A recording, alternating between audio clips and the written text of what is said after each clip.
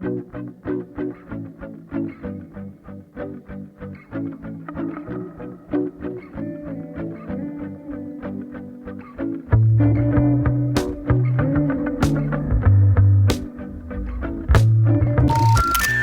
sorry, the number you have... First, let me say that I love drones.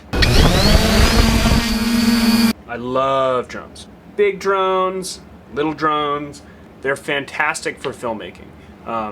The only problem is sometimes drones don't totally do what you want them to do. You might have just scratched the GoPro. And if you're trying to film someone or something in really close proximity, there can be a little bit of a danger to putting a drone really close to a person. Plus, there's places that you're not allowed to fly drones. So for that type of filmmaking, we look for other types of solution, including this thing. A line camera robot is a device that propels a camera on a rope that is fixed tight on either end. We use one called the Flying Fox in places where drones aren't appropriate, like indoors or in a congested airspace in very close quarters to people. Our favorite example was filming stand-up paddleboarding down river rapids. And if you haven't seen the film, it's called River Walkers, and we'll put it right there.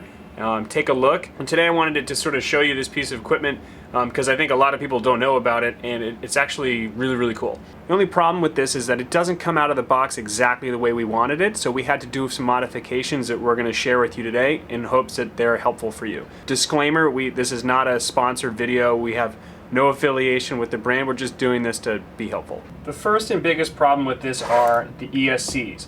This ships with standard airplane ESCs, which is a problem because airplane ESCs only run in one direction. So if you want to get a line camera that can only go in one direction, that works, but that doesn't really make any sense to me, so I think these are garbage.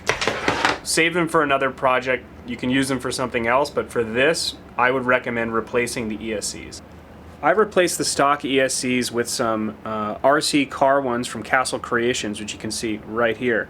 And what's nice about these is they have forward and reverse, and they're waterproof, which I didn't really plan on needing, but actually turned out to be kind of helpful. Once you have these new ESCs installed, you'll have forward and reverse, which reveals a second problem: the propellers. The problem with these propellers is that they're designed to spin in one direction. And since we want our line camera to be able to go back and forward, we need to have propellers that will create thrust both forward and in reverse. To fix this, we got some symmetric propellers. They were a little bit big, so I had to cut them down, but they worked really, really well. The last modification was to add a gimbal.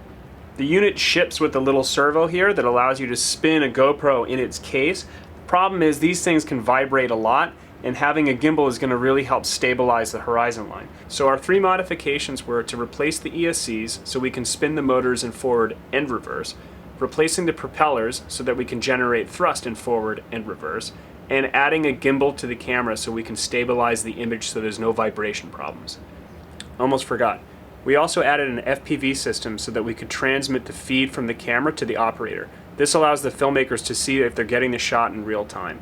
I'll add all of the parts in the description of the video below so you can see exactly what we used for the modification. To operate the line camera, you can use any receiver. We had kind of a busted up old one laying around the lab, so we just used this. Works great. To operate, first we have to turn on our receiver, power on the ESCs and the motors, and then power on our FPV system. Unlike a drone, this can only go in two directions. So we can go to the right, or we can go to the left.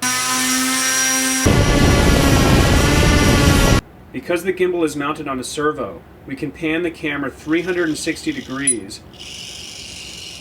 so we always get the shot.